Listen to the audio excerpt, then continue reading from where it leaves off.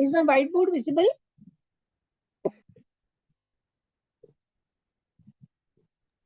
Yes, ma'am. Yes. Okay. So you must have studied about the PDCA cycle. Plan, do, check, act. Okay. So you plan the things, then you actually implement it, then you check for the variance. So is the work going on as per the plan or not? And then you take a corrective action. That is what you do in A. Okay, so here we'll be handling the fifth unit is devoted entirely for the planning and scheduling. Okay, so let us see the maintenance policy. Okay, what are the different types of maintenance policy? Okay, so broadly speaking, maintenance policies fall under two categories. One is breakdown maintenance, breakdown maintenance, and the next is preventive maintenance. Preventive. This we have talked about this topic in the last class also. In last class, the emphasis was more on the costing part. What are the different costs involved in the maintenance? Okay, in that there also we have studied about what will happen if you are taking a proactive approach and reactive approach. Okay, so here it's not necessary always that when you are proactive, like you do preventive maintenance, then there is a cost saving. It is not like that. Sometimes it so happens that it is proven in some of the assets that after the machinery breaks down, it's lesser to spend on the machinery. Okay, on the, if you are going for repairs, you're costing less, it is incurring, you are incurring lesser of amount, okay, than going for a preventive maintenance. Preventive maintenance is before the machine has gone down for a breakdown, you're going for the maintenance of the asset. Okay, so here the maintenance policies are of two types. First one is breakdown maintenance policy, second is preventive maintenance policy. So these are the broader classification of the maintenance policies. Okay, again, yeah, can I erase this part? So these are the broader classification of the maintenance policy. First one is the breakdown maintenance policy. Second one is the preventive maintenance policy. Again, the preventive maintenance policy can be divided into four types. Okay. So when am I really going for this preventive maintenance? Okay. Is it the time-based? Time-based is I go for maintenance checkup of the different assets categories at a regular intervals of time, maybe every fortnight, every month. I go, I observe all the assets and I see which asset is at which uh, critical level, and I go, I take the corrective action. Okay, that is time based. Next is work based. Okay, work based. Work based is where see, after the asset has performed the work for some hours, then I see, I go for the preventive maintenance. Okay, it's here in time based. What happens is, irrespective of, suppose in that particular month I have a policy that every month I go for the preventive maintenance. Okay, but suppose in that particular month I didn't use a particular machine, say machine A, I didn't use it at all. But then I am overhauling that machine. So it is waste of time, right? So first, time based, I have a limitation that at regular intervals, I go for maintenance. I go for maintenance. But because some machines, I may not have worked with those machines, so it is waste for me to go for maintaining those machines. So this time-based machine has the limitation. Okay. Next one is work-based. Here I have a policy that after a particular asset has worked for certain number of hours, or let's say a certain number of units it has produced. Okay, I see the performance of the machine, and then at those intervals I will go for the preventive maintenance. Okay. Then next one is opportunity based. Opportunity based. See, in last class we have also seen various costs involved when we are going for preventive maintenance. Okay. So what happens when I'm going for overhauling the machines? My production has come to a standstill. I'm losing an opportunity. Okay. So whenever the machines are free, maybe Sunday I'm not working. Okay, Sunday I'm not working. Sunday I have appointed it as, or any of the public holidays, I have appointed it as the time allocated to for preventive things, preventive measurements, whichever I'm taking. Okay. So based on the opportunity, I go for preventive maintenance. Okay. Then the last one is condition based. Here I see the condition of the asset. Suppose an asset is used for so long and it is not in a good condition, then I go for a preventive maintenance. So these are the four bases on which I go for the preventive maintenance. So we have seen so far that there are two types of maintenance policy. One is the breakdown maintenance policy, and other is the preventive maintenance policy. Preventive. So when am I going to take the preventive maintenance policy? Again, is of four types. Just now we have seen. One is time based. So at regular intervals, I go for the preventive activity. Then next is work based. So after a machine or an asset has performed for so many hours of performance, or so many units it has produced, so many kilometers it has run, okay, then I am going for the preventive maintenance. Then third one was opportunity based. Whenever I have an opportunity to go for preventive maintenance, I go. Right? Say on public holidays or whenever the production is down. Okay. So at that time, I go, I will see that there is no opportunity loss because of the production coming to standstill when I am repairing the machines. Okay. Then last one is condition based. So this we have done so far. Condition based. Based on the condition of the asset, I go for the maintenance activities. Okay. Is it clear? Can we proceed further? We have seen the different. Yes, ma'am. Yeah, we have seen the different maintenance policies. Okay, breakdown maintenance policy. Breakdown maintenance policy is used when machine has completely come, it is failed. Okay, it has to be repaired. That policy is known as breakdown maintenance policy. Preventive maintenance policy. So breakdown maintenance policy is often a reactive approach. After the machine has spoiled, you go for repairs. Preventive maintenance policy is before the machine is going for the repairs, you try to correct the faults. Okay. So that can be done by four ways as we have discussed so far. Okay. So let me proceed further. Yeah. Next, two aspects of preventive maintenance are inspection, inspection, and servicing.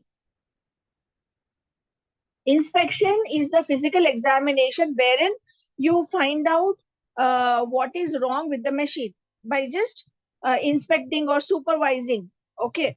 Servicing is actually you are lubricating it, you are adjusting any defects are there, you are doing routine cleaning. All these are done in servicing. So, okay, these two are the aspects of the maintenance. Okay.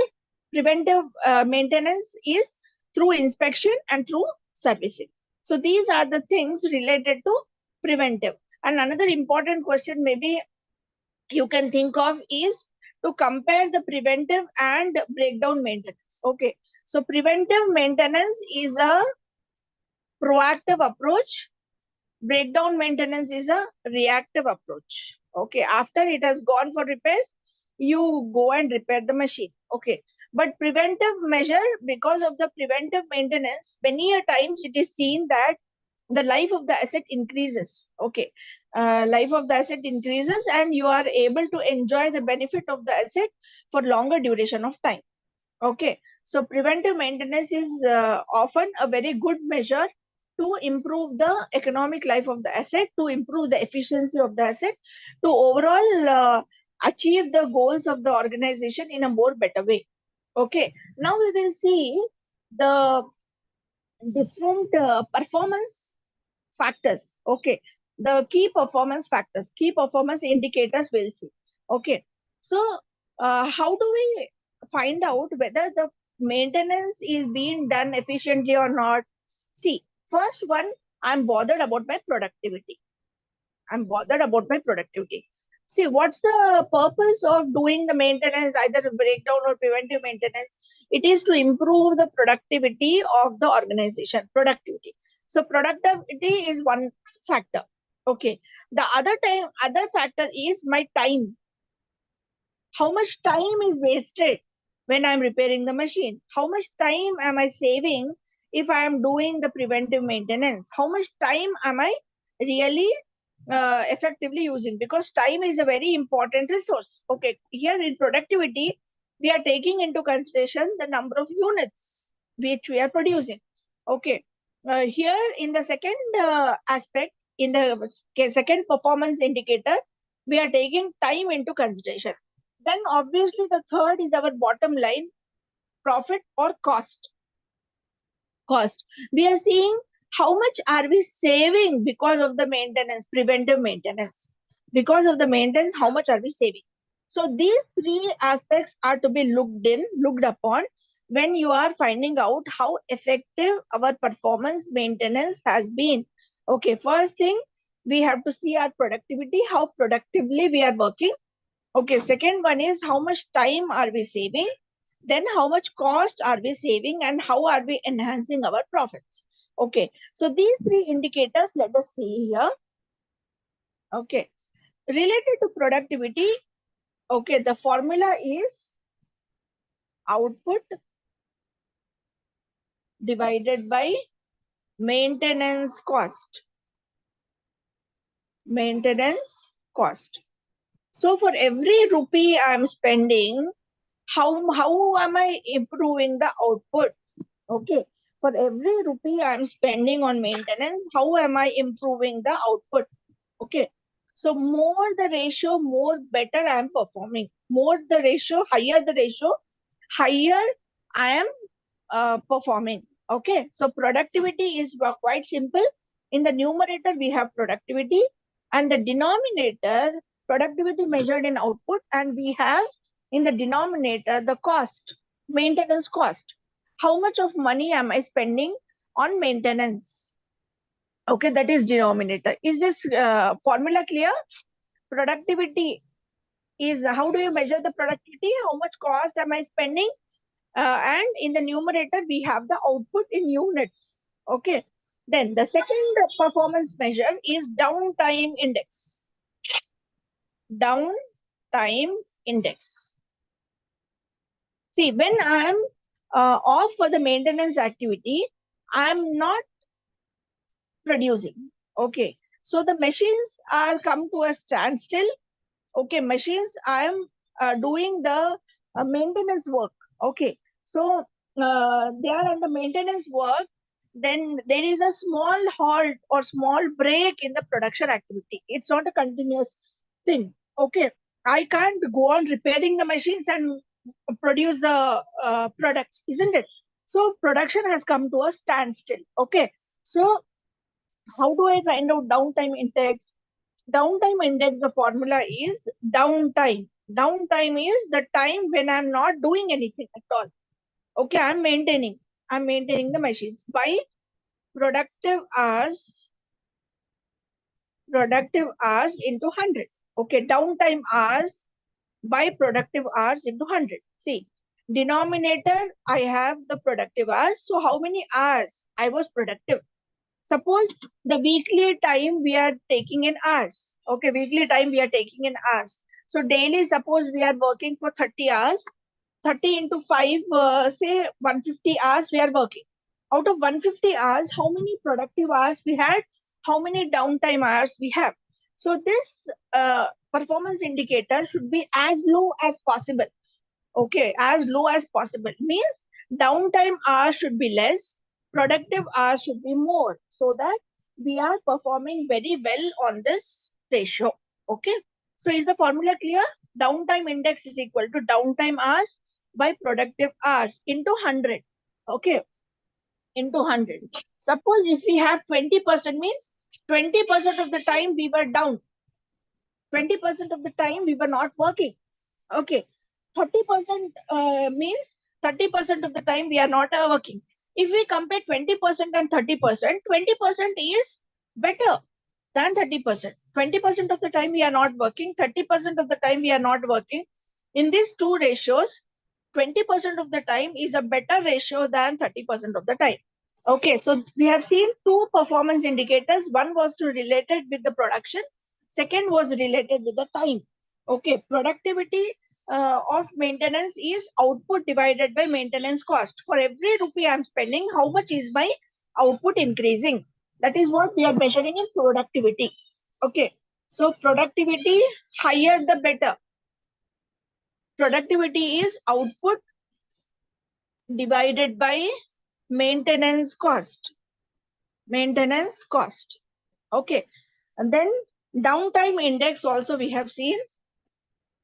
Downtime index we have seen is equal to downtime in hours divided by productive hours into 100. Okay, so this ratio should be lesser. This ratio should be lesser. The third and the last ratio which we will see under the performance indicator is maintenance cost index. Maintenance cost index. Okay, maintenance cost index is given by, see, maintenance, I'll erase this. Maintenance cost index, C, is equal to maintenance cost by capital cost into 100. Okay. What do you mean by this? See, I have seen often many people saying that buying a car is simple. Buying a car is simple, but maintaining it is very difficult. Okay. So what do they mean by this is, see, you have bought a car by spending 15 lakhs. Okay. But every year, apart from petrol expenses, petrol is that's okay. Fuel expenses are fine. But maintenance expenses, suppose they are 2 to 3 lakhs. So what do you what does it mean is, though the capital cost is say 15 lakhs, you are spending 3 lakhs on maintaining it. Okay, so 1 by 5, around 20% of the cost of the capital we are spending on maintaining it. So okay, so here maintenance cost index should be as less as possible, as less as possible, to be uh, so that the performance indicators are good. Okay, so we have seen three types of performance indicators. First one was productivity, second one was downtime index, third one was to do with the cost. So here maintenance cost index will basically give you how much of the capital cost you are spending on the maintaining it. Okay, so maintenance cost is in the numerator, capital cost is in the denominator. So first one, productivity, higher the better. Second one was downtime index. It is lower the better. Okay, so lower should be the downtime index. Lower should be the maintenance cost index. Are these three ratios clear? Productivity, downtime index, and then maintenance cost index. Okay, these three are the key measures of the maintenance performance. Okay, is that clear? Yes, ma'am. Yes. Now we will move ahead with the policy, framing the policy. Okay. So how do you really frame the maintenance policy? Okay. First, identify the policies which are effective. Okay. We have to find out the policies which are effective. Okay.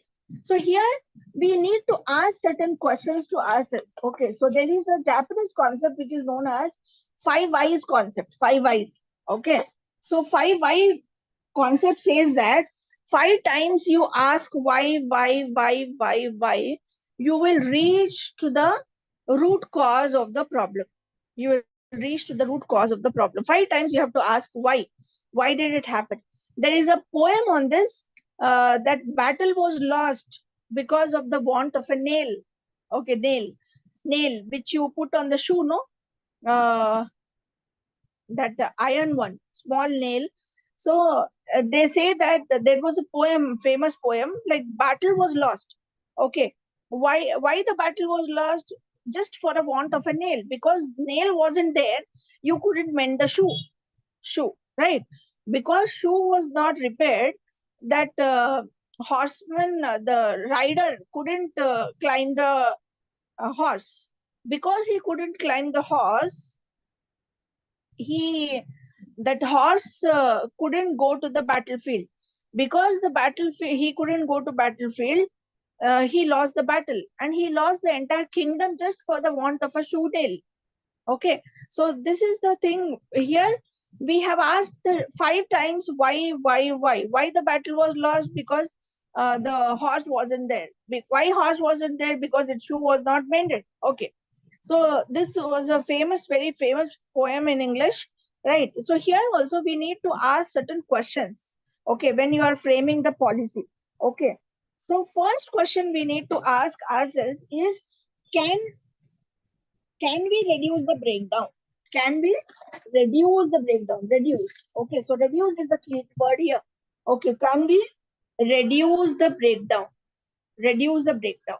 Okay, if the answer is yes, if the answer is yes, what we do is we will find out how we can reduce it. Okay, we will find out the operations where you can reduce it. Suppose the answer is no. See, first question you are asking yourself is, can you reduce the breakdown? Okay, breakdown of the asset.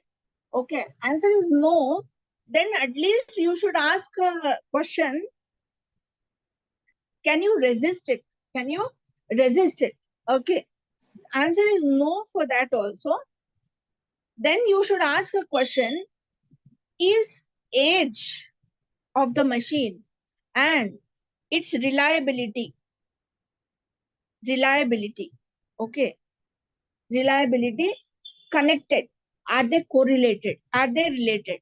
Okay, so what do you mean by this? See, when the machine is new, often it works well. Okay, most of the time it works well. But there are some machines where the age and reliability, the reliability is, every time you are using the machine, it should give you the same performance. Okay, once machine gets older, okay, so the it is not working as per the standards. Okay, it is working erratically, right? So you want to find out, is there a relationship between age and reliability? Suppose if the answer is no for that also, no for that also, right? See, what are the questions you asked yourself? Can you reduce the breakdown? Answer is no, suppose. Okay, then you are asking a question, can you resist the breakdown? Can you at least resist it? Okay, the answer is no. Then you are asking a question, is there a relationship between age and reliability? If the answer is no, nobody can help you out. Even the God can't help you. There is no there is no prevention possible here. No prevention possible. Okay. But suppose at the reduced level, the answer is yes. You have to identify the operations where you can reduce the breakdown. If you can resist the breakdown, you can still list the operations where it is needed. Okay, where it is needed. Okay, then here, if the answer is yes here, is there a relationship between age and reliability? If the answer is yes here, then what you have to find out is, you have to list the operations. Okay, you have to find out the operations where you need maintenance. Okay, you have to get it maintained. So this is the way how you find out which maintenance policies are effective, which maintenance policy is effective. Should we go for a preventive policy, or should I go for the breakdown policy? If this the answer is no, no, no for everything, okay, you can't reduce the breakdown, you can't resist the breakdown. And one more question you need to ask yourself in between is the breakdown related to safety. Okay, safety. See, there are some breakdowns which are very hazardous. Okay, suppose the machine is not working well, you are working with some maybe the obnoxious chemicals, harmful chemicals. Okay, so it's if the machine breaks down, it can be hazardous for the people around the factory. Okay, in that case, you have to be very cautious. You have to be very cautious. So I repeat the flow chart here again. Okay. First one, you are asking a question to yourself. Can I reduce the breakdown? If yes, I'm identifying the operations. Okay. If no, what am I doing? I'm finding out is can I resist the breakdown? Can I resist the breakdown? Okay. If the answer is no, if it is yes, I am finding out the listing the operations where I can resist. Okay, here I also I'm listing. Okay, if the answer is no, then I'm finding out at least is there a relationship between breakdown and safety. If the answer is yes, if the answer is yes, you have to find out the reasons how it is related to safety. If the answer is no, then you should ask a reason that is the age of the asset and reliability correlated. If the answer is no, then you can't prevent, there is no point in taking preventive maintenance. Okay. So this is the flow chart which is given in the page 60 of your material. You can go through it. Okay. There is another flow chart regarding decision regarding maintenance policy to be adopted. So here, this flow chart is for finding out which policy is effective.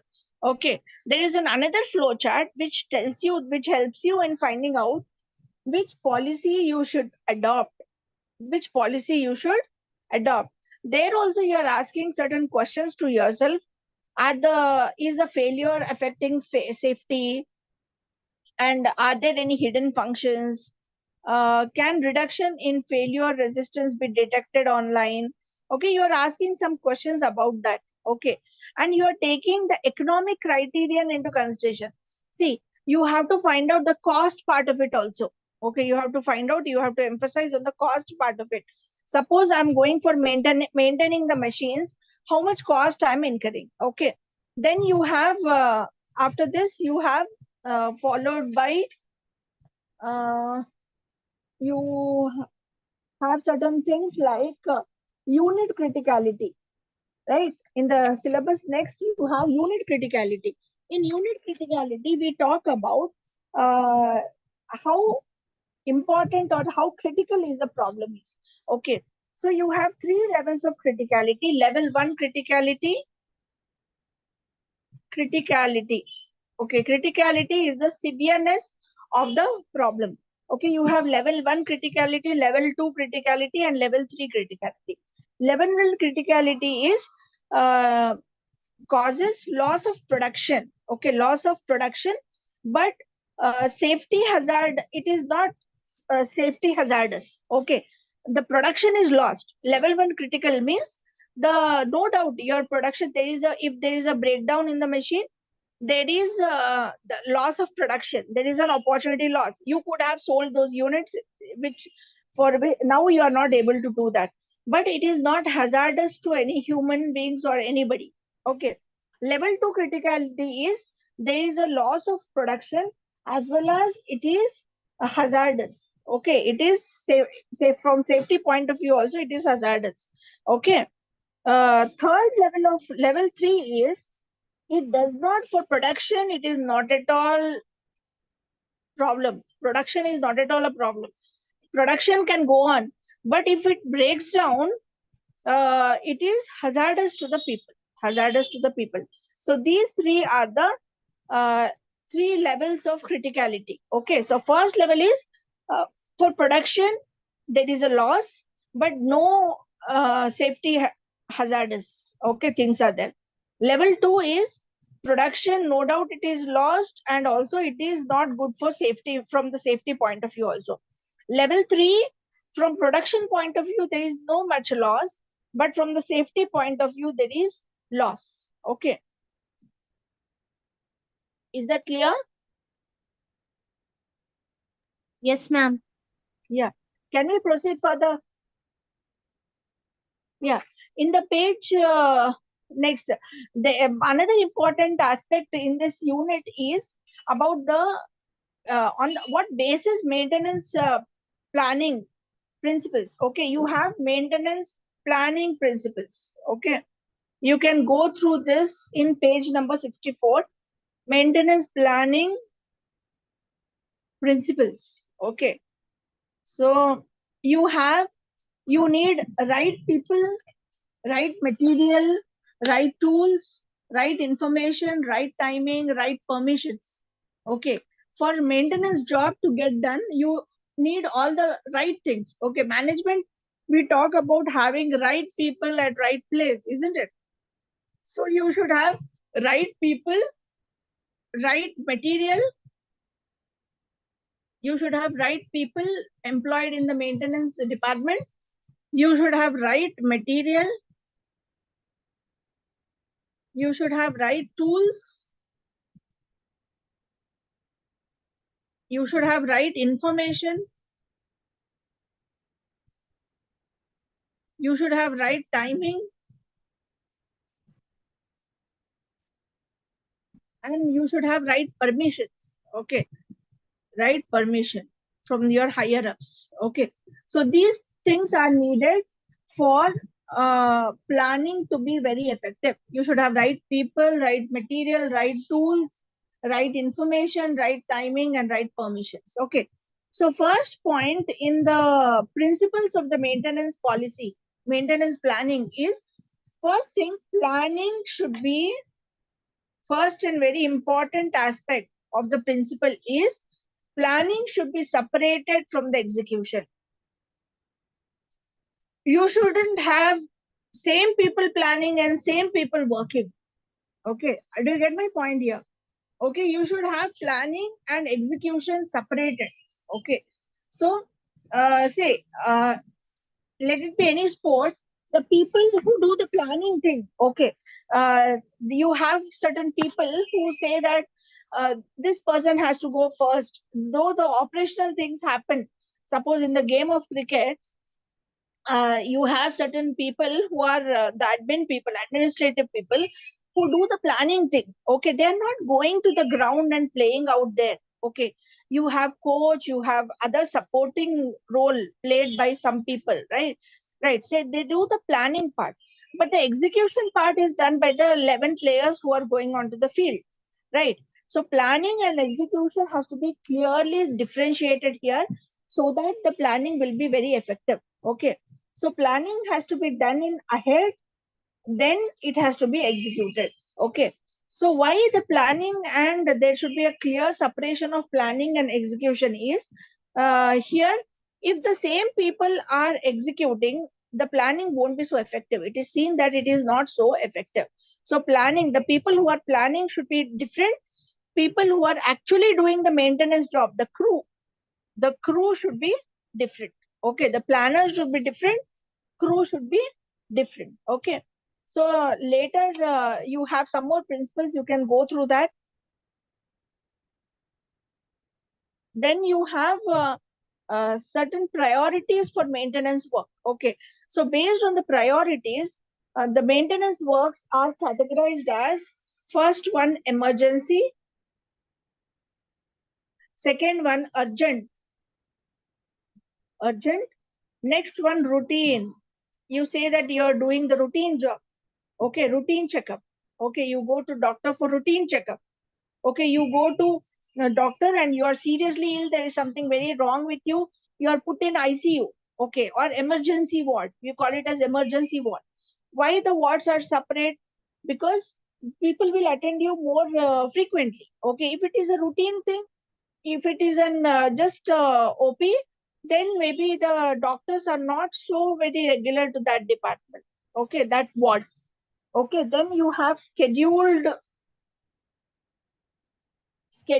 maintenance work. and few activities are postponable. Okay, based on the severity, these are the categories of the maintenance work. First one is emergency. Work should start immediately here. Okay, you can't afford to lose time here. Okay, here urgent means work can start, but maybe within 24 hours. Fine. Okay, you're ready to wait maybe for another day. Okay, it can start. It is urgent, but not an emergency thing. Okay, then routine thing is work, even if it starts in 48 hours, that is fine. Okay, routine, it's a routine checkup. Okay, in 48 hours, it can start.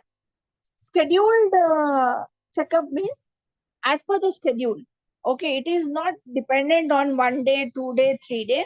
Whenever, suppose if it is scheduled, okay, if we have scheduled, we have timed that we are going to do the maintenance job on 5th of March, then we do it on 5th of March only. Okay, it's not an emergency thing, it's not an urgent thing, it is not a routine thing.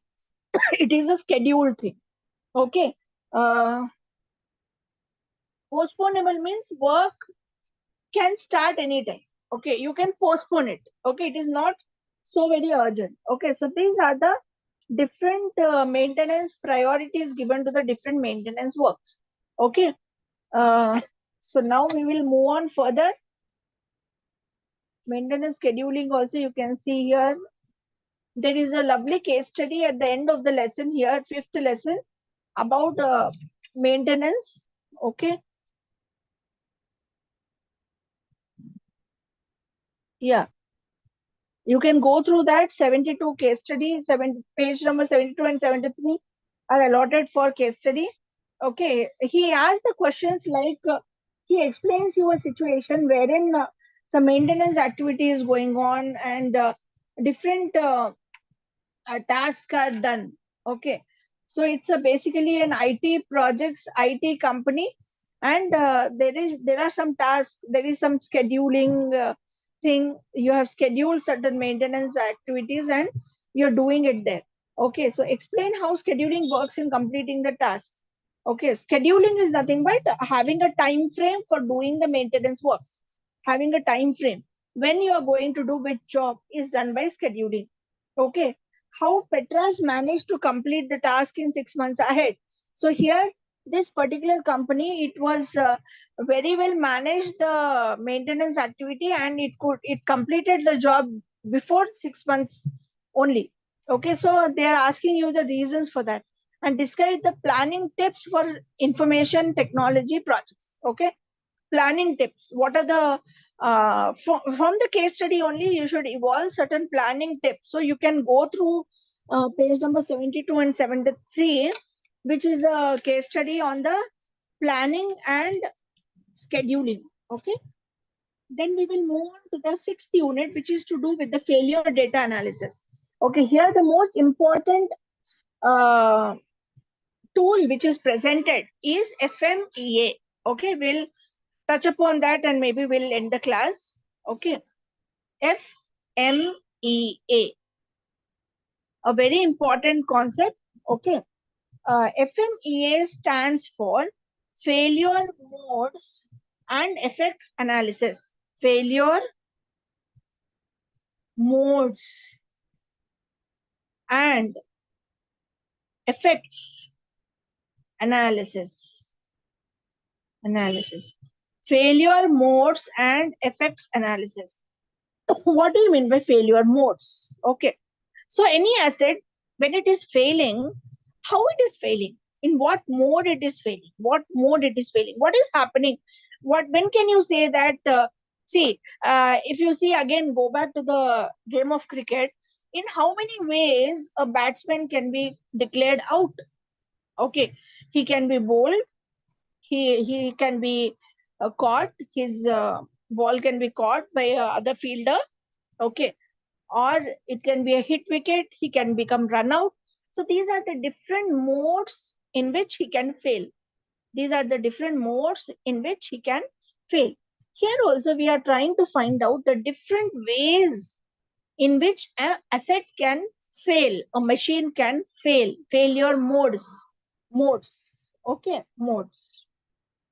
Okay, then we are seeing if in particular mode the asset has failed, what are the effects? What are its effects? What are its effects? Okay. So this we are analyzing it thoroughly. This we are analyzing it thoroughly. So that's why this method is known as failure modes and effects analysis. Failure modes and effects analysis. So it has a very systematic approach of finding out what are the different modes of failure and how do you find out, how do you evaluate the effects of it, analyze it so that a corrective action can be taken. Okay, so first step is identify the different components. Identify different components of the asset, of the machine, of the whatever asset we are talking about. Identify the different components and its associated functions. Associated functions. So what do you mean by this? You have different components of a machine. Okay. Suppose if you see computer, you have a CPU, you have a monitor, you have different parts. So what are the different parts function? What do they do? What do they do basically? Okay, the storage part is done by CPU. Okay. Input we can give it by keyboard. Okay, so every part will have a specific function. You have to identify the components, then find out what function it is doing, what role it is doing. Okay, what role it is doing. Is that clear? First step is clear. First step is you are breaking down the machine into different components and you are writing down, jotting down the different functions done by that particular component. By that component. Yes, he has taken some example in the your study material. He has written the part description, the component or part can be used interchangeably, and part function. Okay, so light bulb, part is, what is part here? The light bulb. What's the function of light bulb? It provides light, illumination. Illumination. Illumination. Okay, light bulb is the part and its function is illumination. One more part he has taken is plug. Plug. What's the function of plug?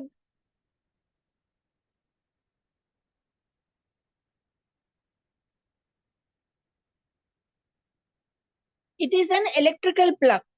So it is useful in conducting electricity. It's an electrical plug. Okay, cord. You have the wire or cord, whatever you call it. Okay, cord's function is conducting power. Conducting power. So the power passes through the cord. Okay. So you have, what you have to do is you have to identify the different components of the asset and find out the function of it. Find out the function of it. This is the first step. This is the first step. Then second step. Is the first step clear? First step is identify the components and associated functions. Second step is identify the failure modes. Identify the failure modes. In what ways that components can fail? In what ways the components can fail? See, first one, it can completely fail, means completely that bulb is over, gone. Okay. Or completely the cord is broken. Completely that plug is broken. Okay. It can fail completely. Or it can partially fail, half broken. You can manage it, but it's half broken. Okay. Or it can be an incorrect operation. It is performing well, but the operator doesn't know how to perform, how to connect it. Okay, that's why it is not performing. That's why it is not performed. Okay, incorrect operation. Okay, or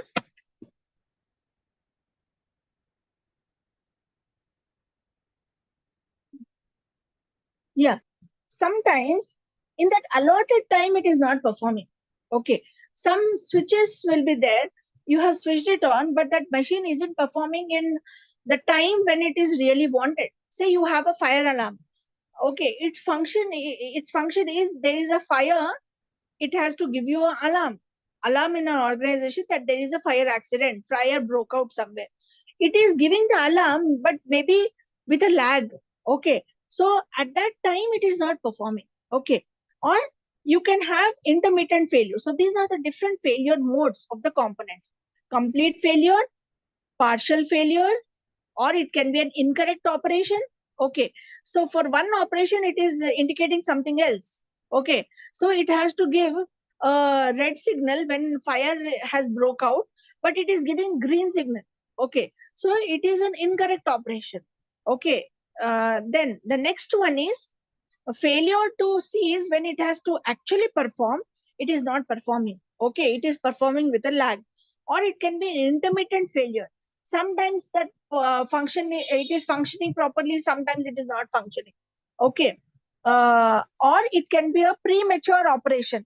Okay, so before even fire has broke out, it is giving you alarm. That is premature operation. Okay, so these are the different ways in which a component can break. Okay, component can fail. So first two steps we have seen so far.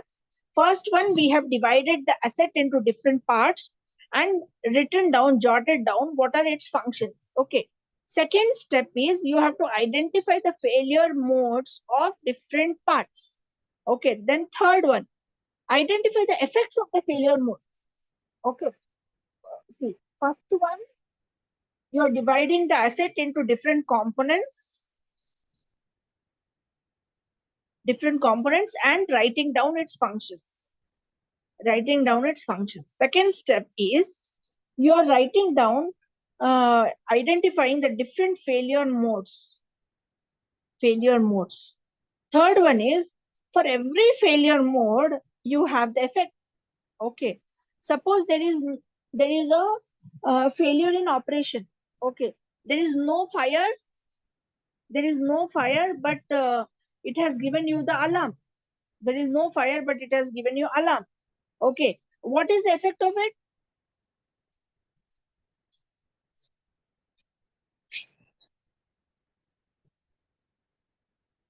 There is no fire, but there is an alarm. So it will have certain effects. So in the third step, you're writing down, you're jotting down for different failure modes. What are the effects? What are the effects? Okay. So are the three steps clear? First one, you are finding out the components of the asset, then writing down its functions. Second step is you are identifying the failure modes of all the components. Third one is for different failure modes, what are the effects? Okay.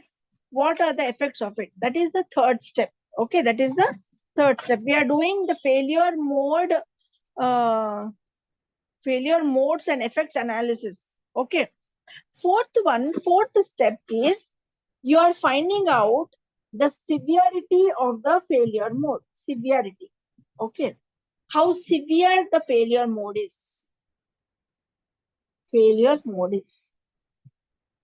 Okay. Failure mode is. Suppose there is a bulb, it is not giving you light. That's fine. Okay. That's not giving you light. It's not such a big thing. Okay. From safety point of view, it is not a big thing. But suppose there is a problem with the bulb and you are getting a shock because of that. You are getting a shock because of that. It is a problem. It is a problem. So you are finding out how severe the failure mode is, how severe the failure mode is in the step 4. Okay. I repeat from the first to fourth step. First step, what we are doing is we are breaking down the asset into different components and writing down the different functions performed by each of the component. Okay. Second step, what we are doing is for each of the components, what are the different modes in which it can fail? It can fail. It can fail prematurely. It can fail intermittently. It can fail completely. It can fail partially. So these are the different failure modes. For each of the failure mode, what are the effects of it? What will happen if it is failed like that? Okay, we are finding out the effects. Okay. Then in the first step, the effects we are prioritizing it as per the severity. Okay, the severe ones. So we have taken the bulb as an example. The bulb, the light isn't coming, then fine, it is not so severe problem. Okay, but suppose if there is a shock, it can be hazardous. Okay, so in the step 4, we are looking into taking into consideration the severity of the effect. Okay, step 5, you are identifying the causes. You are identifying the causes of that failure. Identifying the causes of that failure. Why it has failed like that? Why the bulb is not glowing? Why the wire is broken? You are finding out the cause. Okay, wire must be broken because of the more heat. Okay, so you are finding out the cause of it. You are finding out the cause of it. Step 6. Step 6, you are finding out what is the probability of that cause to come true. What is the probability? Probability. What are the chances? What are the chances that it can fail? Okay. Step 7, you are controlling. You are trying to control it, identifying the controls. Okay. Suppose the wire is broken. Why did the wire broke? You have found out the cause in step 5. Okay, maybe because of more heat. Okay, so why that heat is passing more? You are trying to control that in the step 7. Okay, identifying controls. Identifying controls. Step 8, you are finding out the current control system. You are identifying the current control system and finding out why they are not performing well. Okay. Step 9, based on the severity, we are giving risk priority numbers to different effects. Risk priority number. Then in the final step, step 10, you are taking actions to reduce the risk, reduce the risk of the failure mode. So this is the exhaustive way of FMEA. Okay, failure modes and effects analysis. Okay, in failure modes and effects analysis, what you are doing basically is you are breaking down the product, the asset into different components, and for each of the components, you are first finding out what is their function. Then we are finding out in what different ways they can fail, and for each of the failure mode, what are the effects? Okay, what are the effects? What will happen if the wire breaks down? What will happen if bulb is not glowing? Okay, we are finding out that. Okay, and each of the effect we are trying to put it as per the severity. Okay, and we are finding out what is the probability of a particular failure mode to occur. Probabilities. Okay, then we are, by doing all this, what we are doing ultimately is we are finding out a corrective action to uh, correct the breakdowns. Okay, to correct the breakdowns or to reduce the breakdowns. Okay, is that clear? It's a very important topic.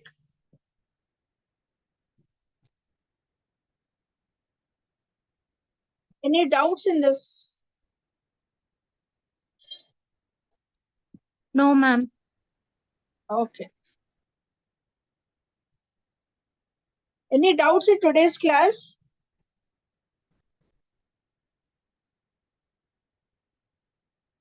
No, ma'am. It's clear from. Okay. So shall we meet in the next week? Sure, ma'am. We'll be Okay. waiting for the next week, Saturday. Okay. Thank you so much. I'll join in on Saturday's class also next time. Okay. Sure, ma'am. We'll be waiting. Yeah. Yeah. Thank you very much, ma'am. Thank you very Yeah. much. Bye.